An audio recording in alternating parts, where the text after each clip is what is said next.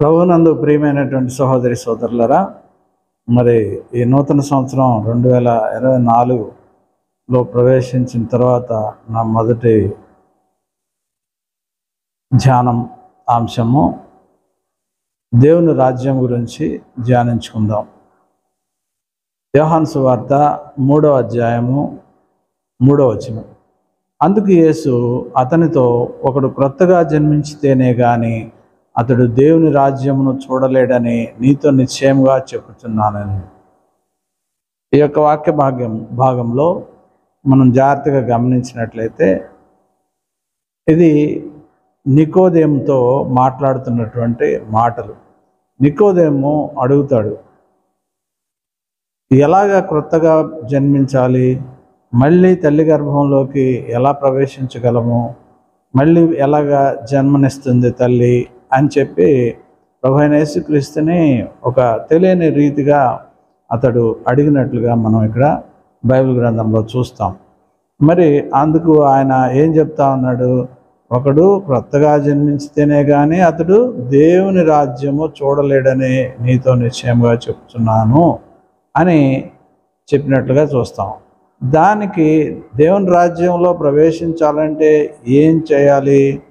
ఒకడు నీటి మూలముగాను ఆత్మ మూలముగాను జన్మించితేనే కానీ దేవుని రాజ్యంలో ప్రవేశించలేడని నీతో నిశ్చయంగా చెప్తున్నానని ప్రభువైన యేసుక్రీస్తు మరి లోకంలో ఉన్నప్పుడు చెప్పినటువంటి మాటలు. మరి అదేవిధంగా ఈ రోజున మరి క్రైస్తవ సమాజంలో ఎంతమంది నిజంగా దేవుని రాజ్యానికి వారసులై ఉన్నారు? అసలు దేవుని రాజ్యం అంటే ఏంటో మనం ముందుగా తెలుసుకోవాలి. ఈ లోకంలో దేవుని రాజ్యము ఒకటి ఈ భూమి మీద ఉన్నది. అది చాలామందికి కూడా మరి కొంతమందికి తెలుసు, కొంతమందికి తెలియదు. అసలు దేవుని రాజ్యం అనేది భూమి మీద ఉన్నదా లేదా అని మనం ఒకసారి దేవుని వాక్యం ద్వారా పరిశోధన చేద్దాం. మరి ఇక్కడ ప్రభువైన యేసుక్రీస్తుకి ముందు యోహాను, బాప్తిస్మం ఇచ్చే యోహాను మరి ఆ ప్రాంతాల్లో ఎంతోమందికి బాప్తిస్మం ఇచ్చు మారు మనసు పొంది దేవుని రాజ్యము దగ్గరకు వచ్చినది అని కూడా చెప్తూ ఉండడం మనం గ్రహిస్తాం. మరి బైబిల్లో మనం చూసినట్లయితే లూకాసు వార్త 3వ అధ్యాయము 3వ వచనాన్ని ఒకసారి చూద్దాం. లూకాసు వార్త 3వ అధ్యాయము 3వ వచనం. ఇక్కడ అంతటా అతడు వచ్చి పాపక్షమాపణ నిమిత్తము మారు మనసు విషయమైన బాప్తిస్మం పొందవలనని యోర్దాను నది ప్రవేశమంతటా ప్రకటించుచును. ఇక్కడ యోహాను మరి మారు మనసు నిమిత్తం బాప్తిస్మం పొందాలని, పాపక్షమాపణ పొందాలని మరి ఇక్కడ యోహాను దేవుని రాజ్యం సమీపించి ఉన్నదని ఇక్కడ ప్రకటిస్తూ వస్తున్నట్లుగా మనం చూస్తాం. దానికి ముందు ప్రభువైన యేసుక్రీస్తు రావడానికి ముందుగా ఈయన్ని దేవుడు మరి తన కుమారుడిని లోకానికి పంపించక ముందు, అంటే ప్రభువైన యేసుక్రీస్తుకి మరి అలాగే యోహానికి 6 నెలల వ్యవధి, అంటే ప్రభువైన యేసుక్రీస్తు కన్నా 6 నెలలు పెద్దవాడు యోహాను. మరి ఆయన వచ్చి ముందు మార్గం సిద్ధపరుస్తూ ఉన్నాడు. ప్రభువైన యేసుక్రీస్తుని మరి పరిచయం చేయడానికి ఆయన ముందుగా వచ్చాడు. అలాగే ముందుగానే ఆయన మారు మనసు నిమిత్తమై బాప్తిస్మం ఇస్తున్నట్లుగా కూడా మనం ఇక్కడ చూస్తాం. ఎప్పుడైతే ఆయన మారు మనసు పొంది బాప్తిస్మం తీసుకోండి అని ఆయన చెప్తూ ఉన్నప్పుడు ప్రభువైన యేసుక్రీస్తు కూడా 30 సంవత్సరాలు ఆయనకి నిండిన తర్వాత అప్పుడు మరి యోర్దాను నదికి వచ్చినట్లుగా మనం చూస్తాం. అది కూడా మనం అందరం గ్రహించినట్లయితే అక్కడ ప్రభువైన యేసుక్రీస్తుకి యోహాను మరి బాప్తిస్మం ఇస్తాడు. ఇచ్చినప్పుడు పరిశుద్ధాత్మ పైనుండి దిగి రావడం, ఈయనే నా ప్రియ కుమారుడు, ఈయన యందు నేను ఆనందించుతున్నాను అని కూడా చెప్పినట్లుగా మనం చూస్తాం. అప్పుడే ప్రభువైన యేసుక్రీస్తు కూడా మరి అద్భుత కార్యాలు చేయడం అనేది ప్రారంభించాడు. మరి ఆయన కూడా ఏం చేశాడు అని కనుక మనం గమనిస్తే ప్రభువైన యేసుక్రీస్తు కూడా ఏం చెప్తున్నాడు? యోహాను అప్పటి వరకు చెప్పాడు. చెప్పిన తర్వాత ఇంకక్కడి నుంచి మరి మనందరికీ తెలిసిందే, యోహాన్ని ఆ యొక్క హేరోదు రాజు తల కొట్టించి చంపేయడము, ఇవన్నీ కూడా మనకు తెలిసినవి. అది అయిన తర్వాత ప్రభువైన యేసుక్రీస్తు మరి ప్రజల్లోకి వెళ్ళి ఆయన కూడా సువార్త ప్రకటిస్తూ ఉన్నాడు. ఆ ప్రకటిస్తూ ఉన్నప్పుడు ఆయన ఏం చెప్తా ఉన్నాడు? దేవుని రాజ్యము సమీపించి ఉన్నది అని కూడా ప్రభు అయిన యేసుక్రీస్తుల వారు కూడా చెప్తా ఉన్నారు. మారు మనసు పొంది రక్షణ పొందమని ఆయన చెప్తున్నాడు. అందులో భాగంగానే మనం యోహాను సువార్త 3వ అధ్యాయం 3వ వచనాన్ని మనం చదివాము. అందులో నికోదేము అడిగిన ప్రశ్నకు ఆయన సమాధానం చెప్పాడు. ఎవరైనా సరే దేవుని రాజ్యంలో ప్రవేశించాలంటే మరి బాప్తిసం తీసుకోవాలి, మారు మనసు పొందాలి, పాపక్షమాపణ పొంది దేవుని కుమారుడని ఎవరైతే అంగీకరిస్తారో, ప్రభు అయిన యేసుక్రీస్తుని దేవుని కుమారుడని ఎవరైతే అంగీకరిస్తారో వాళ్ళే దేవుని రాజ్యంలో ప్రవేశిస్తారు అని కూడా అక్కడ చెప్పడం జరిగినది. మరి అదేవిధంగా మనం జాగ్రత్తగా గమనించినట్లయితే లూకాసు వార్త 16వ అధ్యాయము 16వ వచనాన్ని కూడా మనం పరిశీలిద్దాం. ఇక్కడ ప్రభు అయిన యేసుక్రీస్తు ఎక్కడుంటే అదే దేవుని రాజ్యం, అంతే కదా. మరి అదేవిధంగా మరి ఇక్కడ మనం జాగ్రత్తగా కనుక గమనించినట్లయితే దేవుని రాజ్యము ఇక్కడ చెప్తా ఉన్నాడు. 11వ అధ్యాయము లూకాసు వార్త 20వ వచనం కానీ చూస్తే, నేను దేవుని వ్రేలితో దయ్యములను వెళ్ళగొట్టుచున్న ఎడల నిశ్చయంగా దేవుని రాజ్యము మీ వద్దకు వచ్చి ఉన్నది అని గ్రహించమంటున్నాడు. అక్కడ శాస్త్రులు, పరిసయ్యులు వీళ్ళందరూ కూడా ప్రభువైన యేసుక్రీస్తుని శోధించేవాళ్ళు. ఆ శోధిస్తున్నప్పుడు ఆయన ఏం చెప్పాడు? పరలోక రాజ్యం అంటే ఏంటి, ఎక్కడుంది, అది ఎప్పుడు వస్తుంది అని చెప్పేసి ఆయన్ని ప్రశ్నలు వేస్తూ ఉన్నప్పుడు ఆయన చెప్తా ఉన్నాడు, దేవుని వ్రేలితో ఇక్కడ మనం చూసినట్లయితే దయ్యాలను వెళ్ళగొట్టుచున్న ఎడల నిశ్చయంగా దేవుని రాజ్యము మీ వద్దకు వచ్చి ఉన్నది అని గ్రహించమని కూడా ఇక్కడ చెప్పినట్లుగా కూడా మనం చూస్తాం. అదేవిధంగా మార్కు సువార్త 1వ అధ్యాయము 15వ వచనం కూడా చూస్తే, ఇక్కడ మార్కు సువార్త ఒకసారి చూద్దాం. మార్కు సువార్త 1వ అధ్యాయము 15వ వచనం. ఇక్కడ మనం జాగ్రత్తగా ఇక్కడ కూడా గమనిస్తే ఇక్కడ ప్రభు అయిన యేసుక్రీస్తే చెప్తా ఉన్నారు. ఏమని చెప్తా ఉన్నారు? 1వ అధ్యాయము 14వ వచనం దగ్గర నుంచి చూద్దాం. యోహాను చెరపట్టబడిన తరువాత యేసు ఆయన చెప్తా ఉన్నాడు, ప్రభు అయిన యేసుక్రీస్తు ప్రభుల వారు చెప్తా ఉన్నాడు, కాలము సంపూర్ణమై ఉన్నది, దేవుని రాజ్యము సమీపించి ఉన్నది, మారు మనసు పొంది సువార్త నమ్ముడని చెప్పుచు దేవుని సువార్త ప్రకటించుచు గలిలయకు వచ్చినట్లుగా ఇక్కడ చూస్తాం. ఇక్కడ ప్రభు అయిన యేసుక్రీస్తు కూడా మరి ఇక్కడ సువార్త ఏమని చెప్తా ఉన్నాడు? దేవుని రాజ్యము సమీపించి ఉన్నది కాబట్టి మారు మనసు పొంది ఈ సువార్తను నమ్మండి అని ప్రభు అయిన యేసుక్రీస్తు కూడా చెప్తూ ఉన్నట్లుగా మనం గమనించాలి. ఇక్కడ ప్రభు అయిన యేసుక్రీస్తు ఈ విషయమే చెబుతూ ఉన్నప్పుడు మరి అందరూ కూడా కొంతమంది ప్రభు అయిన యేసుక్రీస్తుని దేవుని కుమారుడిగా నమ్మి విశ్వసించారు, బాప్తిసం కూడా పొందుకున్నారు. అందులో పొందుకున్నటువంటి వారు కూడా మనందరికి కూడా తెలిసిన వాళ్ళే 12 మంది శిష్యులు. అంతేకాదు మరి యోహాను కూడా చనిపోయిన తర్వాత మనం గమనించినట్లయితే అపొస్తల కార్యంలో ఉంటుంది.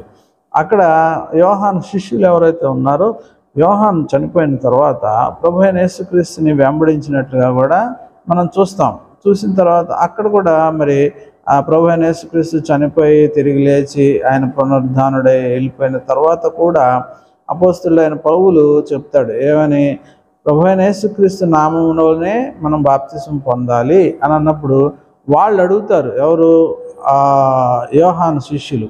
అయితే మేము యోహాను ద్వారా బాప్తిసం తీసుకున్నాం కాబట్టి మరి అది చెల్లుద్దా లేదంటే అది చెల్లదని కూడా మరి చెప్పడం జరిగిన తర్వాత వాళ్ళు మళ్ళీ కూడా మరి ప్రభు అయిన యేసుక్రీస్తు నామంలో మళ్ళీ బాప్తిసం తీసుకున్నట్లుగా మనం చూస్తాం. ఈ రోజుల్లో చాలామంది కూడా మరి పెళ్ళిళ్ళకో లేకపోతే రకరకాలైనటువంటి గవర్నమెంట్ కాలేజీల్లో సీటు కోసమో లేకపోతే ఏదో ఒక విధంగా రిజర్వేషన్ల కోసమో కొంతమంది క్రైస్తవులు అనబడినటువంటి వారు తమ పిల్లలకి బాప్తిసాలు తీస్తూ ఉంటారు. అదేవిధంగా వారికి ఉన్నటువంటి అవగాహన రాహిత్యం వల్ల కూడా కొంతమంది ఏంటంటే మా పిల్లలకి బాప్తిసం ఇస్తే అయిపోద్ది, వాళ్ళకి దేవుని రాజ్యంలోకి అంటే చేర్చబడతారు కదా, దేవుని బిడ్డలుగా ఉంటారు కాబట్టి దేవుడు వీళ్ళని బాగా చూస్తాడు అనే ఉద్దేశంతో తల్లిదండ్రులు కూడా కొంతమంది పిల్లలకి వారికి ఏమీ తెలియని వయసులో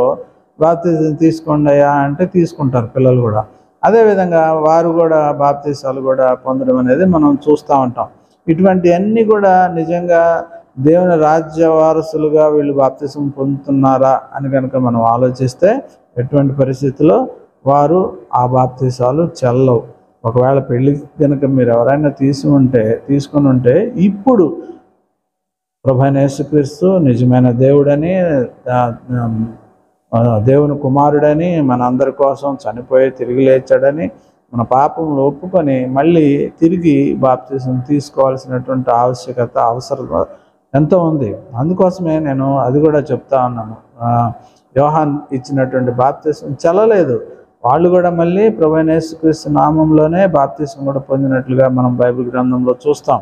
ఆ విధంగా ఎవరైతే ఆ విధంగా పొందుకొని చేస్తారో వాళ్ళు మాత్రమే దేవుని రాజ్య వారసులుగా ఉంటారు అని ప్రభువైన యేసుక్రీస్తే చెప్తా ఉన్నాడు.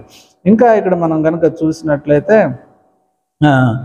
లూకాసు వార్త 17వ అధ్యాయము 20వ వచనము 21వ వచనాలు మనం గమనించినట్లయితే లూకాసు వార్త 17వ అధ్యాయము 21 ఒకసారి చూద్దాం.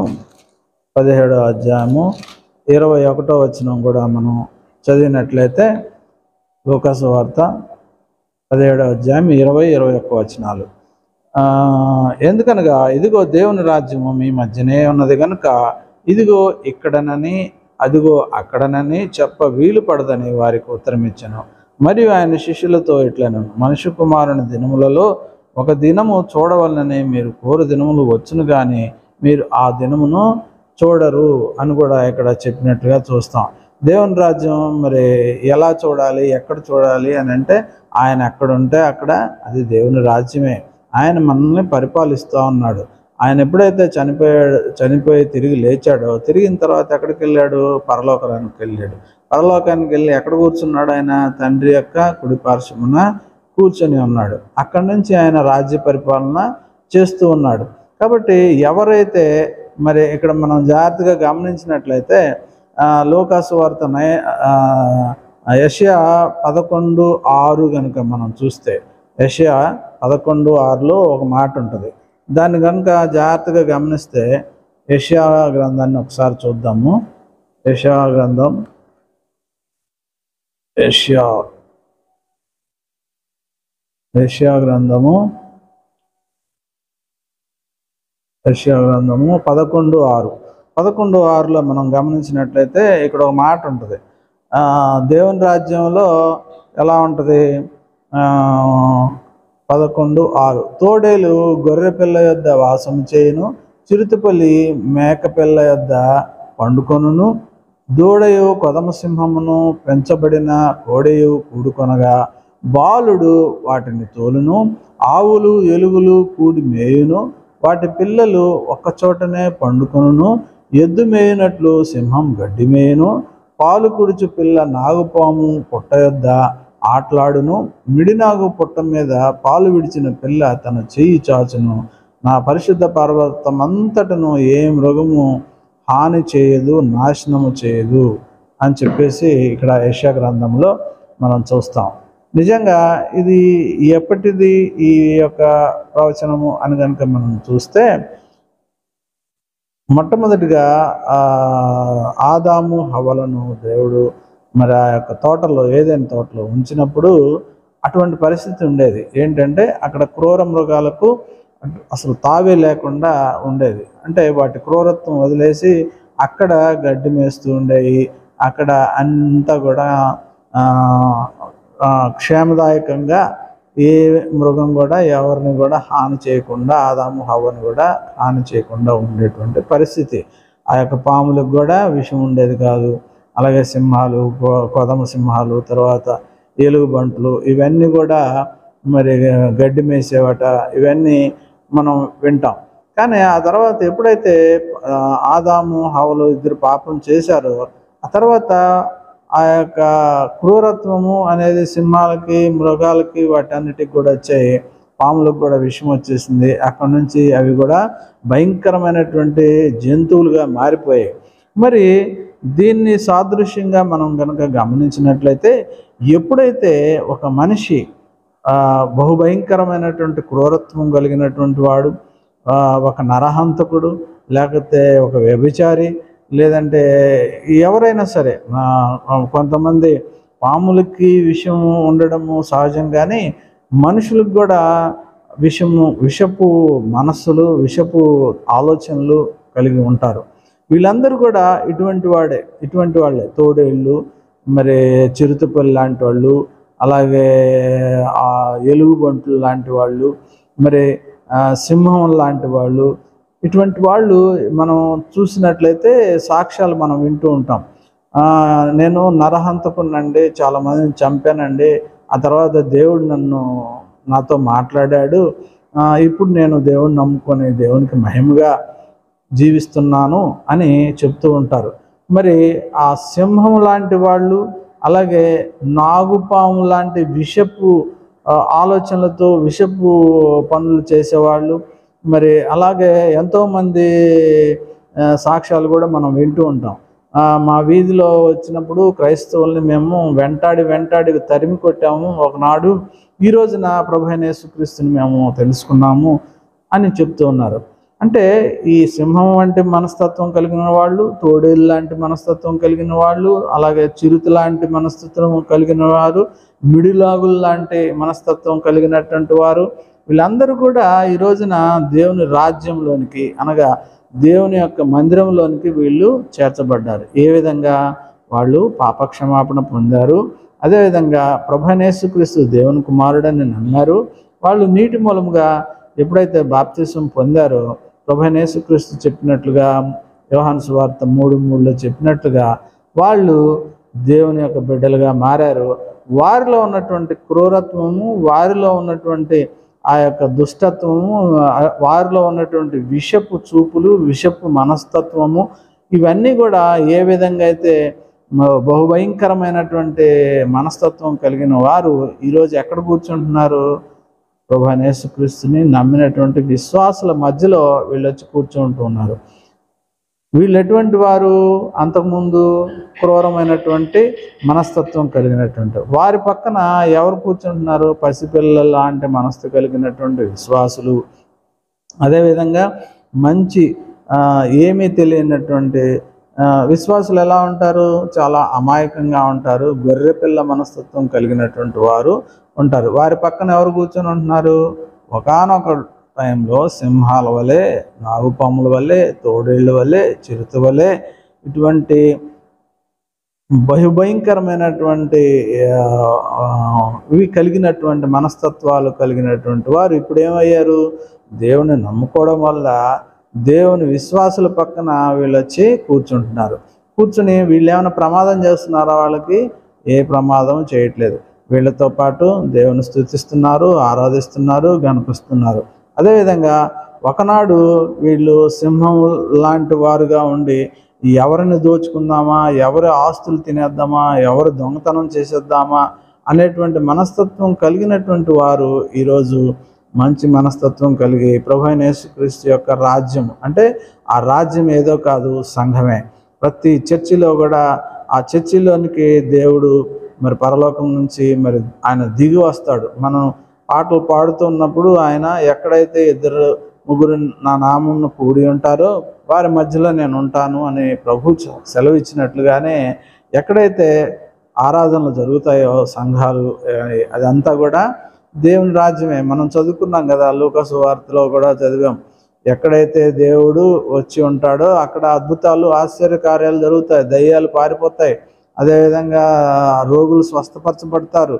అదంతా ఎవరిది? దేవుని రాజ్యం. అదేవిధంగా ఈ భూమి మీద ఇంకొక రాజ్యం కూడా ఉంది, మానవులు పరిపాలించే రాజ్యం. మన దేశానికి రాజు ఎవరు? ప్రధానమంత్రి అయిన మోడీ. అతను ఏం చెప్తే అదే జరుగుతుంది. కానీ ఇక్కడ మనల్ని ప్రత్యేకించి ఎవరైతే ప్రభు అయిన యేసుక్రీస్తుని నిజరక్షకుడిగా, తండ్రి కుమారుడిగా, దేవుని కుమారుడిగా అంగీకరించి బాప్తిసం పొందుకున్నారో వీళ్ళందరూ కూడా ఒక రాజ్యముగా మరి ఏర్పరచబడ్డారు. ఆ రాజ్యంలో మరి చేరి ఉన్నారు. ఇందులో మరి కొంతమంది మరి బైబిల్ గ్రంథంలో మరి ప్రభు అయిన యేసుక్రీస్తే చెప్పాడు, మరి ఇటువంటి వాళ్ళు ఒక్కసారి దేవుని రాజ్యంలోనికి వచ్చిన తర్వాత వీళ్ళు మళ్ళీ వెనక్కి తిరిగి చూడకూడదు. వెనక్కి తిరిగి చూస్తే వీళ్ళందరూ కూడా మళ్ళీ నశించిపోతారు. లోకాసు వార్త 9:62లో చూసినట్లయితే నాగటి మీద చెయ్యి వేసి వెనక్కి తిరుగువాడు నాకు పాత్రుడు కాదు అని చెప్పి చెప్తా ఉన్నాడు. అదేవిధంగా ఎక్కడైతే ఇప్పుడు మనం చూస్తూ ఉన్నామో ప్రభు అయిన యేసుక్రీస్తు ఒకసారి తన శిష్యులతోటి చెప్తాడు. మార్కు సువార్త 9:1 కనుక మనం చదివినట్లయితే ఒకసారి చదువుదాం. మార్కు సువార్త 1:15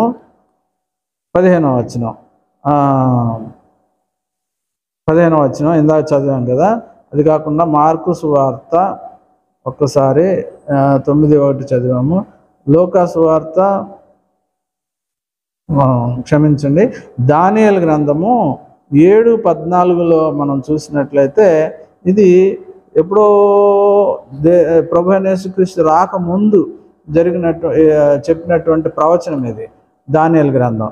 అక్కడ మనం చూసినట్లయితే 7:14 చదివినట్లయితే సకల జనులను రాష్ట్రములను ఆయా భాషలు మాట్లాడువారును ఆయనను సేవించినట్లు ప్రభుత్వమును మహిమయు ఆధిపత్యమును ఆయనకి ఇవ్వబడెను. ఆయన ప్రభుత్వము శాశ్వతమైనది, అది అన్నిటికీ తొలగిపోదు, ఆయన రాజ్యము ఎప్పుడునూ లయము కాదు అని దానియేలు గ్రంథం 7:14 వ్రాయబడి ఉంది.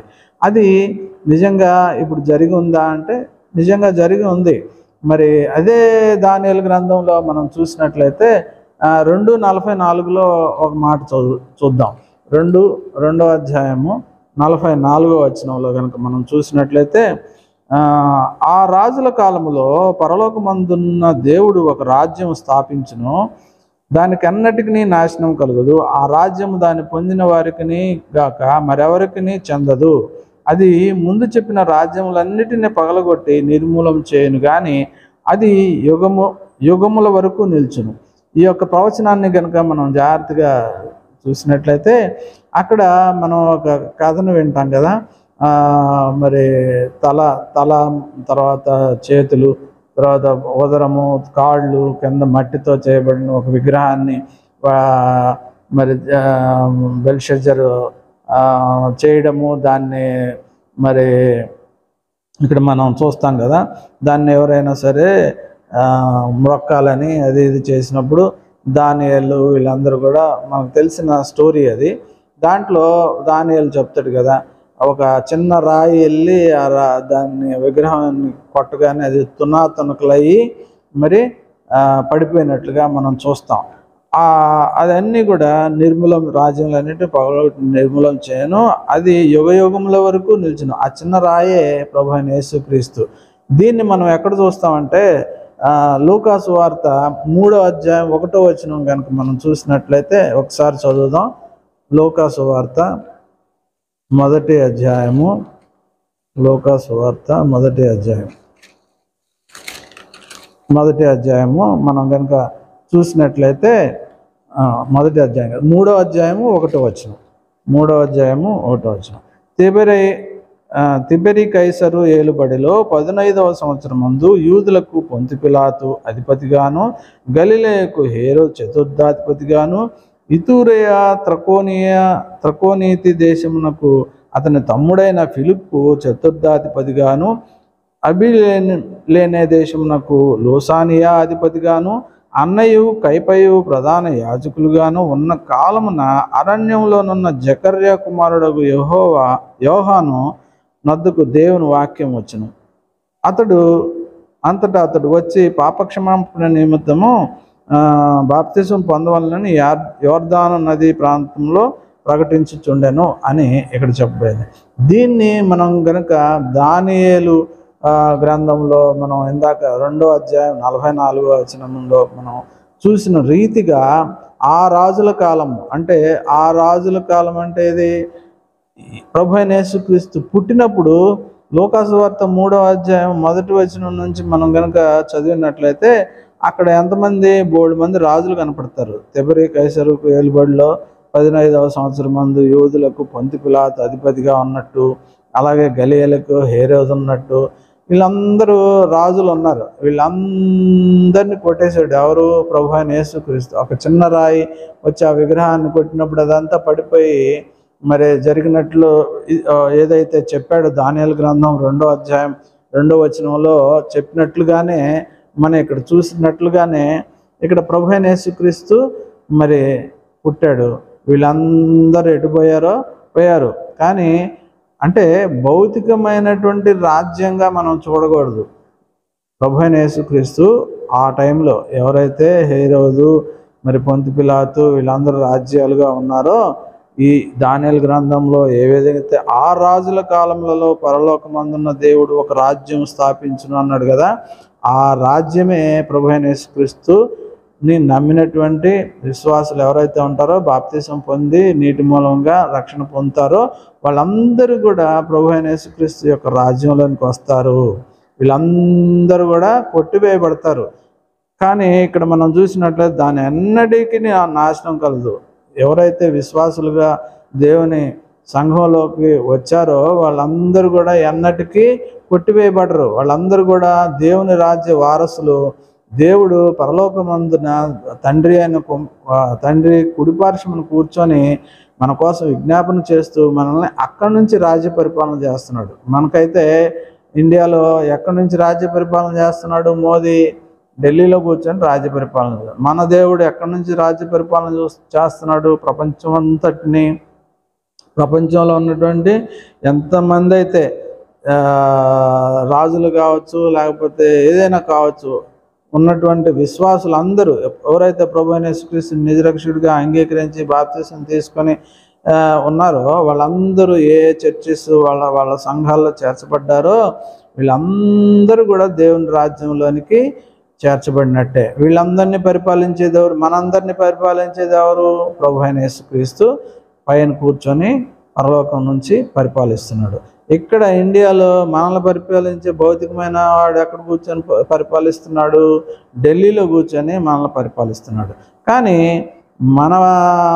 మన ఏదైతే మన రాజ్యం దేవుని రాజ్యంలో అంటే సంఘంలో ఉన్నప్పుడు ఇందాక యెషయా గ్రంథంలో మనం చూసినట్టుగా 11:6లో చాలామంది అందులోకి వచ్చేసారు. వచ్చేసిన తర్వాత వీళ్ళు ఏం చేస్తున్నారు?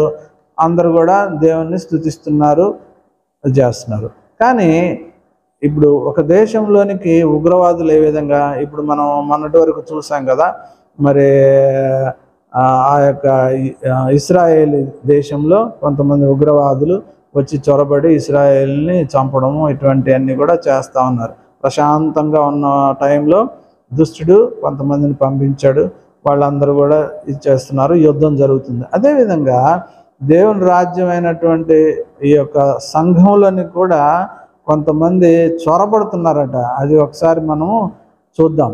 ఇక్కడ మత్తయి సువార్త 11:12 ఒకసారి చదువుదాం. మత్తయి సువార్త 11:12. మత్తయి సువార్త మనం గమనించినట్లయితే 11 అధ్యాయము 12వ వచనం మనం గమనించినట్లయితే మత్తయి సువార్త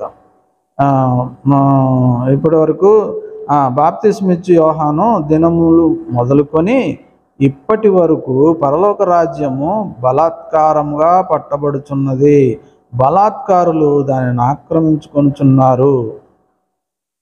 యోహాను కాలం వరకు ప్రవక్తలందరూ ప్రవచించుచూ వచ్చిరి, ధర్మశాస్త్రము సహా ప్రవచించుచుండెను. ఇక్కడ మనం జాగ్రత్తగా గమనించినట్లయితే ఒక దేశంలోనికి కొంతమంది ఉగ్రవాదులు ఏ విధంగా అయితే చొరబడతారో ఈ యొక్క దేవుని యొక్క రాజ్యంలోనికి అంటే విశ్వాసుల మధ్యలోకి కొంతమంది బలవంతంగా ప్రవేశిస్తూ ఉన్నారట. నిజమే కదా. మనం గమనించినట్లయితే చాలా చర్చెస్లో మనం చూడొచ్చు, కమిటీ వాళ్ళు మరి తన్నుకుంటూ ఉంటారు. ఆ చర్చి యొక్క పెద్దలుగా ఉండాలని, ట్రెజరర్లుగా ఉండాలని, సెక్రటరీలుగా ఉండాలని, ప్రెసిడెంట్లుగా వీరికి దేవుని మీద భయము భక్తి ఉండదు. కానీ ఆ పదవి మీద ఉన్నటువంటి కాంక్షలతో వాళ్ళు బలవంతంగా చొరబడి ఆ యొక్క దేవుని రాజ్యాన్ని వీళ్ళు చెరపడుతున్నారు. చెరపట్టేసి విశ్వాసులను వీళ్ళు పరిపాలించడానికి వీళ్ళు ప్రయత్నాలు చేస్తూ ఉన్నారు. కానీ దేవుడు చూస్తూ ఊరుకుంటున్నాడా అంటే చూస్తున్నాడు. కృపాకాలం కాబట్టి వాళ్ళు ఏం చేసినా కూడా విశ్వాసులకు ఎటువంటి హాని కలగకుండా ఆయన జాగ్రత్తగానే ఆయన పరలోకం నుంచి ఆయన పరిపాలిస్తూ ఉన్నాడు. వీళ్ళు ఎటువంటి వాళ్ళు అని బైబిల్ గ్రంథం చెప్తా ఉంది. ప్రభువైన యేసుక్రీస్తే చెప్పాడు. ఎప్పటి నుంచి ఉందంటే ఇది యోహాను కాలం నుంచే ఉంది. ప్రభువైన యేసుక్రీస్తు పక్కన కూడా యూదా ఇస్కరియోతు బలవంతంగానే కదా దేవునితో ఉంటూ మరి దేవుణ్ణి అప్పగించాడు. అదేవిధంగా ఈనాటి సంఘాల్లో కూడా కొంతమంది మేమే ఇక ఈ చర్చిలో పెద్దలము, మేమే ఈ చర్చిలో పాటలు పాడేవాళ్ళము, మేమే ఈ చర్చిలో వాయిద్యాలు వాయించేవాళ్ళం. వీరిలో ఎటువంటి దేవుని యొక్క భయం కానీ భక్తి కానీ ఏమి ఉండదనమాట. వీరు పైకి మంచి నిలువుటంగిలు ధరించుకున్నటువంటి వారుగా వీరు కనబడుతూ ఉంటారనమాట. వీరు ప్రార్థనాపరులాగా కనబడుతుంటారు. వీరు మంచి సంగీత విద్వాంసుల్లాగా కనబడుతూ ఉంటారు. వీరు మంచి పాటలు పాడి దేవుణ్ణి మహింపరిచే వాళ్ళుగా ఉంటారు.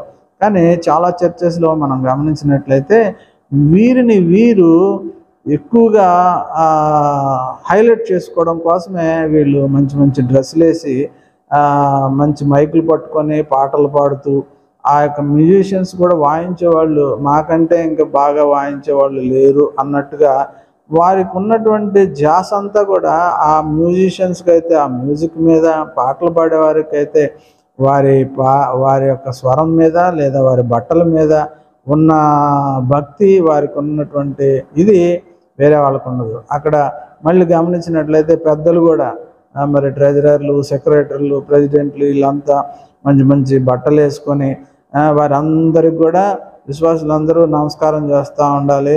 వీటి కోసం వాళ్ళు వెంపర్లాడుతూ ఉంటారు. కానీ వీరు దేవుని రాజ్యాన్నంట మరి చెరపట్టేసి ఉన్నట్లుగా ఇక్కడ మరి చెప్తూ ఉన్నట్లుగా మనం చూస్తాం. అయినప్పటికీ దేవుడు ఇటువంటి వాళ్ళు దేశంలో ఉంటారు. మరి టెర్రరిస్టులు, మరి దేశ ద్రోహులు లాంటి వాళ్ళు కూడా కొంతమంది ఉంటారు కదా. అలాగా దేవుని రాజ్యంలో కూడా వీళ్ళు ఉంటారు. అందుకోసమే దేవుడు కూడా వీళ్ళని గమనిస్తూ ఉంటాడు. కానీ విశ్వాసులకు ఎటువంటి ప్రమాదం జరగకుండా అక్కడి నుంచి ఆయన పరిపాలిస్తుంటాడు. దీనికోసమే ప్రభువైన యేసుక్రీస్తు కూడా ఒక ఉపమానం చెప్తాడు. అయ్యా ఇదిగో గురిగింజలు తర్వాత గోధుమలు కూడా రెండు పెరుగుతూ ఉన్నాయి, మరి గురిగింజలు చెట్లు పీకేయమా అంటే వద్దు వద్దు వద్దు, తగిన సమయం రానివ్వండి, అప్పుడు వాటితో పాటు వీటిని కూడా పెరగనివ్వండి, పెరిగిన తర్వాత వేరు చేద్దాము. ఈ గురుగింజలు వచ్చినటువంటి ఆ చెట్లను, ఆ గురుగింజలను తీసి మరి పొయ్యిలో వేసేస్తాము, మంచి గోధుమలను అన్నిటిని కూడా కొట్లల్లో నింపండి అని ఉపమాన రీతిగా వీళ్ళ కోసమే చెప్పాడు. ఆ విషయము వారు గ్రహించినా కూడా వారికి అర్థం కాదు. ఎందుకంటే వాళ్ళు భ్రష్ట మనస్తత్వానికి అప్పచెప్పబడినటువంటి వారు. వాళ్ళు ఎంతసేపటికి వాళ్ళ హృదయ గర్వం చొప్పున వారు ఆ విధంగా జీవిస్తూ ఉంటారు. దేవుని రాజ్యంలోనికి మరి ప్రవేశిస్తారనమాట. మరి దేవుని రాజ్యము మరి ప్రభువైన యేసుక్రీస్తు అలాగే యోహాను కూడా మరి చెప్తా ఉన్నాడు కదా, దేవుని రాజ్యం సమీపించి ఉన్నది, మారు మనసు పొందండి, బాప్తిజం పొందండి, దేవుని రాజ్యంలోనికి ప్రవేశించమని చెప్తూ వచ్చారు కదా. మరి ఎప్పుడు వచ్చింది అని మనం కనుక చూసినట్లయితే ఇక్కడ ఒక మాట ప్రభువైన యేసుక్రీస్తు చెప్తారు. ఏమని చెప్తారంటే ఇక్కడ నిలిచి ఉన్న వారిలో కొందరు దేవుని రాజ్యము బలముతో వచ్చుట చూచుదురు అని చెప్పి మార్కు సువార్త 9:1 మరి ప్రభువైన యేసుక్రీస్తు చెప్తారు. ప్రభువైన యేసుక్రీస్తు 9వ అధ్యాయము 1వ వచనాన్ని మనం చదివినట్లయితే, మరియు ఆయన ఇక్కడ నిలిచి ఉన్న వారిలో కొందరు దేవుని రాజ్యము బలముతో వచ్చుట చూచు వరకు మరణము రుచి చూడరని నిశ్చయంగా మీతో చెప్తున్నాను అని ఇక్కడ మరి మార్కు సువార్త 9:1 చెప్పినట్లుగా మనం చూస్తాం. నిజంగానే మరి దేవుని రాజ్యం అప్పటి వరకు రాలేదు. ఎందుకని? ప్రభువైన యేసుక్రీస్తు ఈ భూమి మీదే ఉన్నారు. ఆయన ఎక్కడ తిరిగేవాడు? గలిలే ప్రాంతంలో, మరి ఆ నజరేతు, ఆ ప్రాంతాల్లోనే, యెరూషలేము ఆ ఏరియాల్లోనే కొన్ని ఊర్లలోనే తిరిగేవాడు. ఆయన భౌతికంగా మానవ శరీరాన్ని పొందుకొని ఉన్నాడు కాబట్టి అక్కడ వరకే పరిమితం అయ్యాడు. ఆయన రాజ్యాన్ని వ్యాపింప చేయాలంటే మరి శక్తి సామ్రాజ్యాలు అంటే ఈ లోక సంబంధమైనటువంటి రాజ్యాన్ని ఆయన స్థాపించట్లా, మరి పరలోక సంబంధమైనటువంటి రాజ్యాన్ని స్థాపిస్తున్నాడు. కాబట్టి ఆయన నరరూపుడుగా ఉన్నప్పుడు, మానవ రూపంలో ఉన్నప్పుడు కొంత పరిస్థితికే ఆయన ఎక్కడుంటే అక్కడ అదే దేవుని రాజ్యం. కాబట్టి ఆ ప్రాంతానికి మాత్రమే పరిమితం అయిపోయింది. కానీ దేవుడు అక్కడ ఒక లాజిక్గా చెప్తా ఉన్నాడు. 9వ అధ్యాయం మార్కు సువార్త 9:1 ఇక్కడ నిలిచి ఉన్న వారిలో కొందరు దేవుని రాజ్యం బలంతో వచ్చుట చూచి వరకు మరణం రుచి చూడరని నిశ్చయంతో మీతో చెప్తున్నాను అని ఇక్కడ చెప్పాడు. ప్రభు అయిన యేసుక్రీస్తు ప్రభు వారు చెప్పారంటే అది తప్పనిసరిగా జరగకుండా మానదు. కాబట్టి ఆయన చెప్పినట్లు మరి దేవుని రాజ్యం దిగి వచ్చిందా అని కనుక మనం చూస్తే ఆయన ఏమన్నారు, ఇక్కడ ఉన్న వారిలో కొందరు దేవుని రాజ్యం దిగి రావడం చూడకుండా ఎవరు కూడా చనిపోరు అని చెప్పాడు. చెప్పినప్పుడు మరి అది జరగాలి కదా. అది ఎప్పుడు దేవుని రాజ్యం మరి దిగి వచ్చింది? ఆ రాజ్యం ఇప్పటి వరకు శాశ్వతంగా, ఇక రాబోయే ముందు కూడా శాశ్వతంగా ఉంటుందా లేదా అన్నదే దానియేలు గ్రంథంలో చూసాము, యెషయా గ్రంథంలో కూడా మనం చూసాం. ఇప్పుడు చూసినట్లయితే అపోస్తల కార్యము 2వ అధ్యాయం కనుక మనం గమనించినట్లయితే దేవుని రాజ్యం బలంగా వచ్చినట్లుగా ఇక్కడ మనం చూస్తాం. అపోస్తల కార్యము 2వ అధ్యాయము చూసినట్లయితే చదువుతాం ఒకసారి. పెంతెకొస్తు పండుగ దినము వచ్చినప్పుడు అందరూ ఒక చోట కూడి ఉండ్రి. అప్పుడు వేగముగా వీచు బలమైన గాలి వంటి ఒక ధ్వని ఆకాశము నుండి అకస్మాత్తుగా వారు కూర్చుండన్న ఇల్లంతయు నిండెను. మరియు అగ్నిజ్వాలలు వంటి నాలుకలు విభాగింపబడినట్లుగా వారికి కనబడి వారిలో ఒక్కొక్కని మీద వ్రాలగా అందరూ పరిశుద్ధాత్మతో నిండిన వారై ఆ ఆత్మ వారికి వాక్శక్తి అనుగ్రహించిన కొద్ది అన్య భాషలలో మాట్లాడిరి. ఇక్కడ మరి దేవుని రాజ్యం బలంగా వచ్చినట్లుగా మనం చూస్తాం. ప్రభువైన యేసుక్రీస్తు పునరుద్ధరణుడై వెళ్ళేటప్పుడు ఏం చెప్పాడు? నేను వెళ్తూ ఉన్నాను, నేను వెళ్ళి మీకు ఆదరణకర్తను పంపిస్తాను అని చెప్పాడు. ఈ ఆదరణకర్త ఎవరు? పరిశుద్ధాత్ముడైన దేవుడు. ఆయన ఇప్పుడు ఆయనకు ఎటువంటి పవర్ ఉంది? ఈ ప్రపంచంలో ఉన్నటువంటి ఏ మూల, ఏ జాతి, ఎక్కడ ఏ భాష వాళ్ళనైనా సరే చూడగలిగిన ఆయన ఈ ప్రపంచాన్ని అంతటిని కూడా చూడగలిగి ఎక్కడైనా ఏ కార్యమైనా చేసే శక్తి సామర్థ్యం పరిశుద్ధాత్ముడికి ఉంది. ఆ విధంగా ఆయన మరి బలంగా ఆ రోజున క్రిందికి దిగి వచ్చాడు. మరి ఆయన చెప్పినట్లుగానే వాళ్ళందరూ కూడా చాలామంది ఇక్కడ మరణం చూడరు దేవుని రాజ్యం వచ్చే వరకు అని అన్నాడు. మరి అలా తీసుకుంటే 2024 సంవత్సరాల క్రిందట జరిగింది. మరి ఇప్పుడు 2000 సంవత్సరాలు బ్రతుకున్న మానవుడు ఎవడైనా ఉన్నాడా? ఎవరు లేరు కదా. కానీ ఆయన చెప్పింది ఏంటంటే పెంతెకొస్తు దినం రోజున దేవుని రాజ్యం కిందికి దిగి వస్తుంది అని ఆయన చెప్పాడు. చెప్పినట్లుగానే మరి బహుబలంగా మరి గాలి అదంతా కూడా వచ్చినట్లుగా మనం చూస్తాం. అప్పుడు వేగంగా వీచు బలమైన గాలి వంటి ఒక ధ్వని ఆకాశం నుండి దిగి వచ్చడం చూస్తాం. అదే పరిశుద్ధాత్ముడైన దేవుడు. ఆ రోజు నుంచి ఈ రోజు వరకు మనల్ని సర్వసత్యంలోనికి నడిపించేది ఆయనే. దేవుని రాజ్యంలోనికి మనల్ని ఒప్పింపచేసి మన పాపములు ఇవన్నీ కూడా ఒప్పింపచేసి దేవుని రాజ్య వారసులుగా సంఘంలోనికి చేర్పించేది కూడా ఆయనే. మన ప్రభువైన యేసుక్రీస్తు ఎక్కడున్నారు? ఆయన మరి యోధా గోత్రపు కొదమ సింహంగా మరి తండ్రి అయిన దేవుని కుడి పార్శ్వమున కూర్చొని విజ్ఞాపన చేస్తూ ఉన్నాడు. అదేవిధంగా మనం కూడా చూసినట్లయితే జాగ్రత్తగా గమనించినట్లయితే అపోస్తల కార్యము 2:41 మనం చూసినట్లయితే ఇక్కడ ఒక కార్యం జరిగింది. అదేంటంటే 2:41 ఎప్పుడైతే పరిశుద్ధాత్ముడు పైనుంచి దిగి వచ్చాడో అక్కడ పేతురు వీళ్ళందరూ కూడా మరి దేవుని వాక్యాన్ని చెప్పారు. అక్కడ ఏం చెప్పారు? ఇశ్రాయేలీలందరికీ కూడా ఏం చెప్తా ఉన్నాడు? ఇలాగా ప్రభువైన యేసుక్రీస్తు వచ్చాడు, ఆయన నామం మనం అందరం కూడా చంపేశాము. తర్వాత 25వ వచనంలో కూడా చూస్తే దావీదే విధంగా నేను ఎల్లప్పుడూ నా ఎదుట ప్రభువును చూచుచుంటిని, ఆయన నా కుడిపార్శ్వన ఉన్నాడు కనుక నేను కదల్చబడను, కావున నా హృదయం ఉల్లసించెను, నా నాలుక ఆనందించెను అని చెప్పేసి ఇదంతా కూడా చెప్పాడు. ఇవన్నీ కూడా చెప్పిన తర్వాత ఆ పరిశుద్ధుడు కుళ్ళు పట్టడు, పాతాళంలో ఉండడు అని కూడా ఇక్కడ 31వ వచనం ఇవన్నీ కూడా అంత అయిపోయిన తర్వాత, ఇదంతా చెప్పిన తర్వాత పేతురు మారు మనసు పొంది పాపక్షమాపణ నిమిత్తము ప్రతి వాడు యేసుక్రీస్తు నామమున బాప్తిస్మం పొందుడి, అప్పుడు మీరు పరిశుద్ధాత్మను వరమును పొందుతారు అని చెప్పి 37వ వచనంలో, మరి 37, 38 వచనాల్లో పేతురు చెప్పగానే 41వ వచనానికి వచ్చేసరికి అతని వాక్యం అంగీకరించిన వారు బాప్తిస్మం పొందిరి. ఆ దినమందు ఇంచుమించు 3000 మంది చేర్చబడిరి. ఎందులో చేర్చబడ్డారు? దేవుని రాజ్యంలోనికి చేర్చబడ్డారు, అంటే సంఘంలోనికి చేర్చబడ్డారు. సంఘము దేవుని యొక్క సంఘం, ఆయన స్వరక్తం ఇచ్చి సంపాదించినటువంటి సంఘం, అదే దేవుని రాజ్యం. ఆయన రాజ్య పరిపాలన ఎక్కడ చేస్తా ఉన్నాడు? ఎక్కడ కూర్చొని చేస్తున్నాడు? పరలోకమున్న కూర్చొని ఆయన రాజ్య పరిపాలన చేస్తున్నట్టుగా మనం ఇక్కడ చూడగలం. కాబట్టి ఈ విధంగా దేవుని రాజ్యం అనేది భూమి మీద నిలిచి ఉన్నది. అందులో ఎవరైతే ప్రభువైన యేసుక్రీస్తుని నిజ రక్షకుడిగా అంగీకరించి బాప్తిసం పొంది దేవుని కుమారుడని అంగీకరించి సంఘంలో చేర్చబడతారో ఆ సంఘంలో దేవుని రాజ్యం అనేది ఉన్నది. ఇక్కడ ఇంకా చూసినట్లయితే ఇప్పుడు మరి ప్రభువైన యేసుక్రీస్తు ఎప్పుడు వస్తాడు? మరి ఆయన రాజ్యం అలా ఉంది.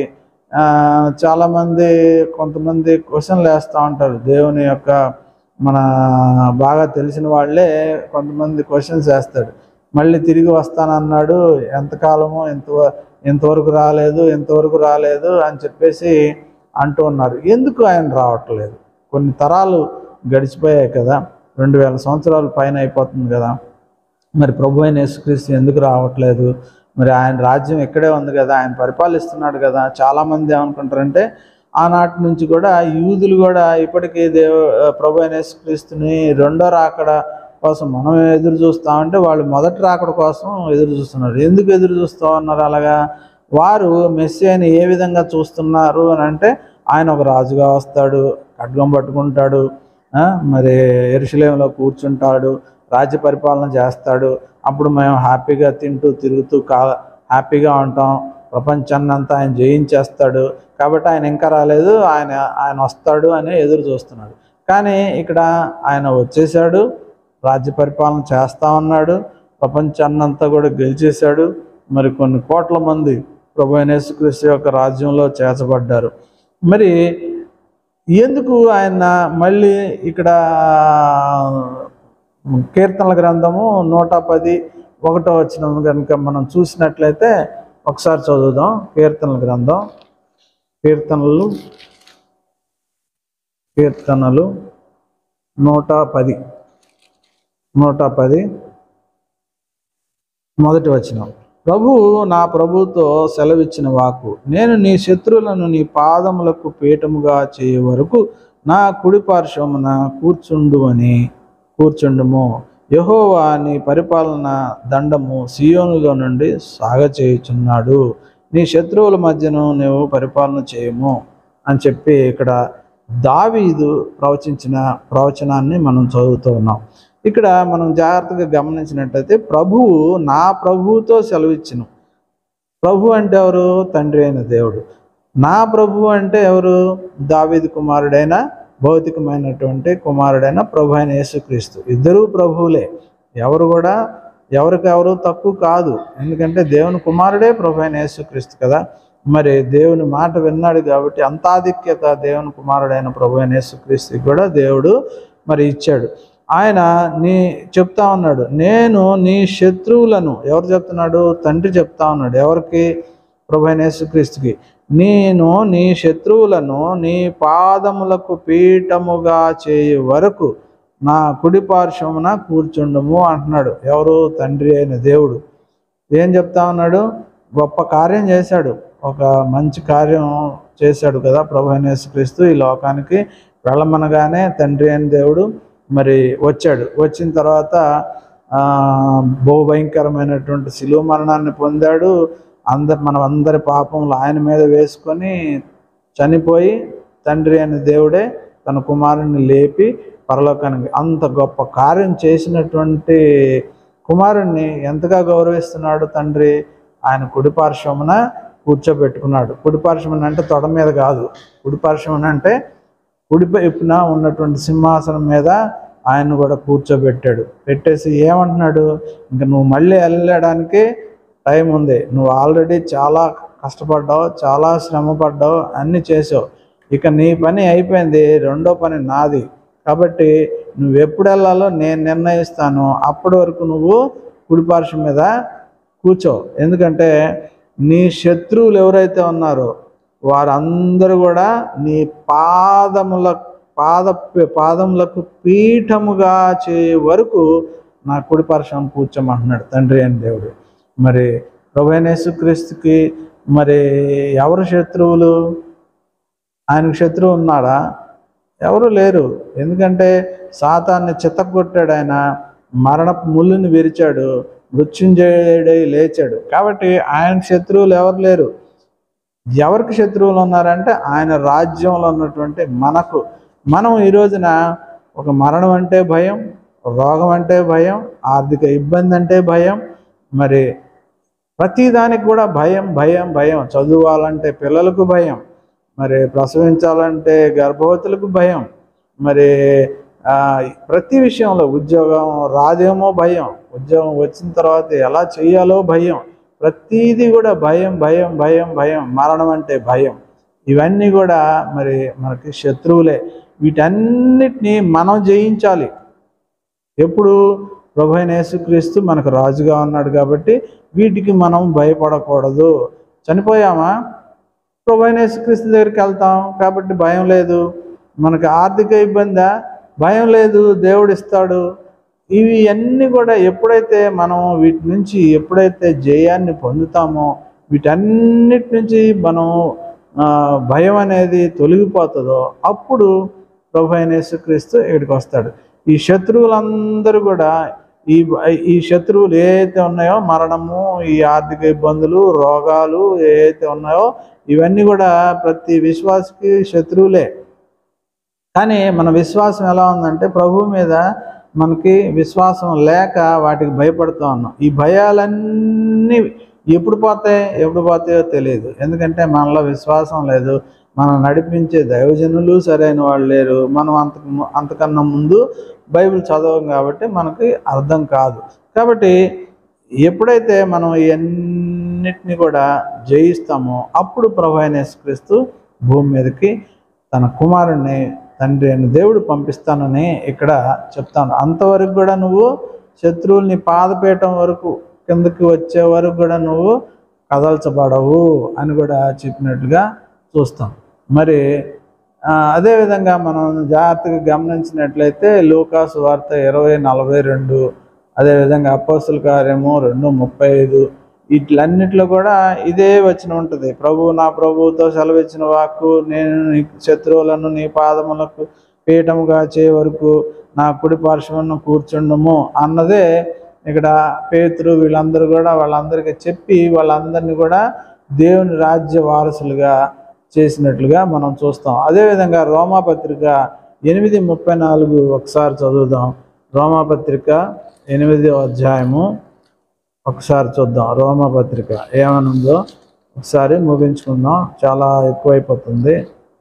రోమాపత్రిక 8:34 8:34 శిక్ష విధించువాడెవడు?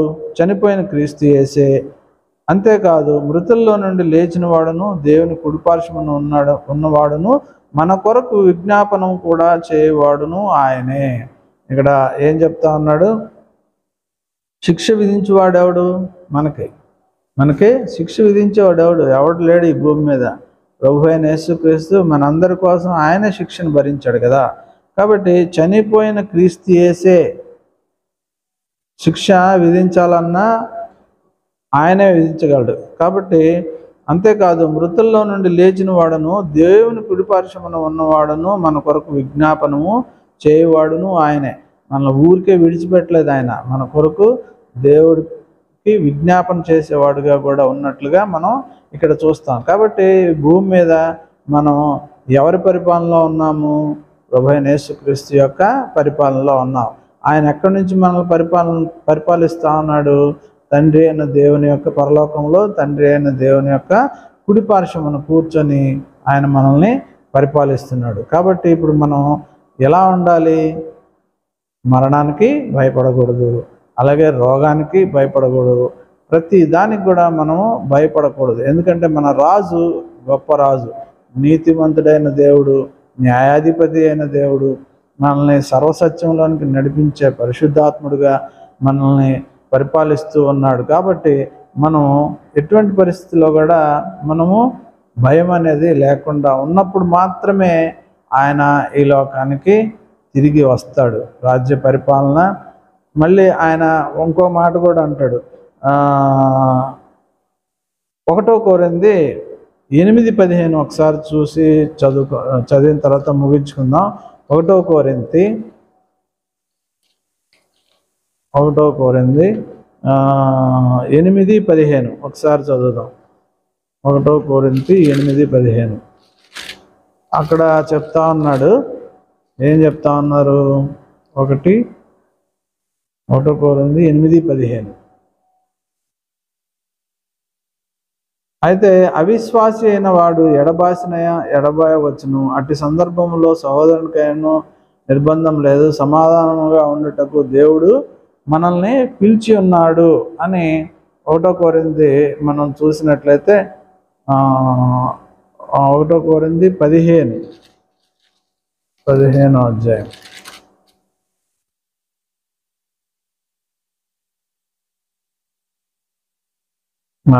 ఇక్కడ ఆయన వచ్చి ఏం చేస్తాడు? ఇప్పుడు ఆయన స్థాపించిన రాజ్యంలో కొన్ని వేల మంది, లక్షల మంది, కోట్ల మంది ఆయన రాజ్యంలోనికి వచ్చారు. చాలామంది కూడా చనిపోతున్నారు కదా. విశ్వాసులైనటువంటి వారు ఎక్కడికి వెళ్ళిపోతారు? వాళ్ళు దేవుని రక్షణ పొందినటువంటి వారైతే పరదేశకు వెళ్ళిపోతారు. మిగిలి ఉన్న వాళ్ళము ప్రభువైన యేసుక్రీస్తు వచ్చిన తర్వాత మన ముందు ఆయన రాగానే ఏమవుతారు? ఎవరైతే చనిపోయి ఉన్నారో వాళ్ళు మొదట లేస్తారు. ఆ తర్వాత విశ్వాసులైనటువంటి మనము లేస్తాము. లేచిన తర్వాత ఆయన ఏం చేస్తాడు చూడండి. ఇక్కడ మనం 15-20 వచనం నుంచి చదివి ముగించుకుందాం. ఇప్పుడైతే నిద్రించిన వారిలో ప్రథమ ఫలముగా క్రీస్తు మృతుల్లో నుండి లేపబడి ఉన్నాడు. మొట్టమొదటి ప్రథమ ఫలం ఎవరు? క్రీస్తు. ఆయనలాగే మనమందరం కూడా చనిపోయినా కూడా తిరిగి లేస్తాం. మనుషుని ద్వారా మరణం వచ్చను కనుక మనుష్యుని ద్వారానే మృతుల పునరుద్ధానము కలిగెను. మనుషుల ద్వారానే మరణం వచ్చింది. ఎవరి ద్వారా? ఆదాము ద్వారా. కాబట్టి మనుషుని ద్వారానే మృతుల పునరుద్ధానమును కలిగాను. మనుషుల ద్వారానే మళ్ళీ ప్రభువైన యేసుక్రీస్తు ద్వారానే పునరుద్ధానం కలిగింది. ఆదామునందు అందరూ ఎలాగ మృతి పొందుతున్నారో ఆదాములాగా మనమందరం మృతి పొందుతున్నాం కదా. అలాగుననే క్రీస్తునందు అందరూ బ్రతికింపబడుతున్నారు. అందరూ కూడా ఎవరైతే ఆదాములాగా అందరూ చనిపోతూ ఉన్నారో, కానీ క్రీస్తు యేసులోనికి మనం కనుక బాప్తిసం తీసుకొని రక్షణ పొంది ప్రభువైన యేసుక్రీస్తు దేవుని కుమారుడని నమ్మి రక్షణ పొంది ఆయన రాజ్యంలో చేర్చబడతాము. అందరూ కూడా మళ్ళీ తిరిగి బ్రతికింపబడుదురు. ప్రతి వాడును తన వరుసలోనే బ్రతికింపబడను. ప్రథమ ఫలము క్రీస్తు. తర్వాత క్రీస్తు వచ్చినప్పుడు ఆయన వారు బ్రతికింపబడుదురు. క్రీస్తు వచ్చినప్పుడు అందరూ కూడా సమాధుల్లో నుంచి చనిపోయిన వాళ్ళందరూ కూడా లేస్తారు, లేచి ఆయన్ని అనుసరిస్తారు. ఆ తరువాత ఆయన సమస్తమైన ఆధిపత్యమును, సమస్తమైన అధికారమును, బలమును కొట్టివేసి దుష్టుని యొక్క సమస్తమైన ఆధిపత్యం, చర్చెస్లో వీళ్ళు ఉన్నారు కదా, వాళ్ళ దగ్గర నుంచి ఆ ఆధిపత్యాన్ని, అదేవిధంగా సాతాను యొక్క ఆధిపత్యాన్ని అటన్నిటిని కూడా కొట్టివేసి, ఆడి బలాన్ని కూడా కొట్టివేసి తన తండ్రి అయిన దేవునికి రాజ్యము అప్పగించును. అప్పుడు అంతము వచ్చును. ఎందుకనగా తన శత్రువులనందరినీ తన పాదముల క్రింద ఉంచు వరకు ఆయన రాజ్య పరిపాలన చేయుచుండవలెను. చూసారా, అక్కడ 110వ కీర్తనలో దావీదు చెప్పినటువంటి ఆ ప్రవచనము ఇక్కడ నెరవేరుస్తున్నాడు ప్రభువైన యేసుక్రీస్తు. కడపట నశింప చేయబడు శత్రువు మరణము. దేవుడు సమస్తమును క్రీస్తు పాదముల క్రింద లోపరిచి ఉంచెను. సమస్తమును లోపరచబడి ఉన్నదని చెప్పినప్పుడు ఆయన సమస్తమును లోపరిచిన వాడు తప్ప సమస్తమును లోపరచబడి ఉన్నదని సంగతి విషదమే. కాబట్టి బహుశా అర్థమైందని అనుకుంటున్నాను. మరి ఆ విధంగా ప్రభు అయిన యేసుక్రీస్తు ఈ భూలోకానికి వచ్చిన తర్వాత ఇదంతటిని కలిపి రాజ్యంగా దేవునికి అప్పచెప్తాడు. అప్పుడు అంతం వస్తుంది. ఇంకా ఆ తర్వాత సబ్జెక్ట్ అంతా కూడా మీకు తెలిసిందే. మళ్ళీ కొత్త భూమి, కొత్త ఆకాశం ఇవన్నీ వస్తాయి. మళ్ళీ ఇవన్నీ కూడా జరుగుతాయి. అదంతా వేరే సబ్జెక్ట్. కాబట్టి ఇప్పుడు మనం దేవుని రాజ్యంలో ఉన్నాము అని గ్రహించాల్సినటువంటి అవసరత ఉన్నది. చిన్న ప్రార్థన చేసుకొని ముగించుకుందాం. పరిశుద్ధుడైన మా దేవ, మా గొప్ప తండ్రి, మీకే స్తుతులు స్తోత్రాలు చెల్లిస్తున్నాం దేవా. మరి మీ యొక్క రాజ్యంలో మేము నివసిస్తూ ఉన్నాం. మీరు మమ్మల్ని పరిపాలిస్తూ ఉన్నారు. మేము ఇంకనూ భయపడుతూనే ఉన్నాం ప్రభువా. ఆ భయము మాలో నుంచి పోయే వరకు కూడా మీరు భూమి మీదకి రారని మీ యొక్క లేఖనాలు చెప్తూ ఉన్నాయి. కాబట్టి దయతో కనికరించాలని, సహాయం దయచేయాలని, మేము నిరీక్షణ కలిగిన వారముగా మీ యందు భయభక్తులు కలిగి మీకోసమే మేము జీవించలాగున మీకు మహిమకరంగా ఉన్నట్లు సహాయం దయచేయమని ప్రభువును మీ ప్రియకుమారుని నజరేయుడైన యేసుక్రీస్తు పేరిట బ్రతిమాలు వేడుకున్నాం తండ్రి. Amen. Thank you very much.